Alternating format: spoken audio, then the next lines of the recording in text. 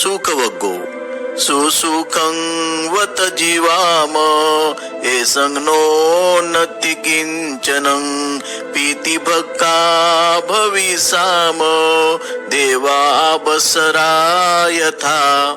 ज्यांच्या जवळ काही नाही असे आम्ही सुखाने राहूया.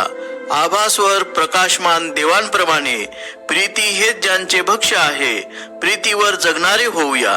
अर्थकथा. भिक्षेसाठी बुद्ध एकदा एका खेड्यात गेले.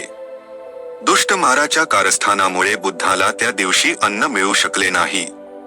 माराने जेव्हा बुद्धांना विचारले, ते भुकेले आहेत का, तेव्हा अडचणीपासून जे मुक्त आहेत त्यांच्या मानसिक अवस्थेचे बुद्धांनी वर्णन केले.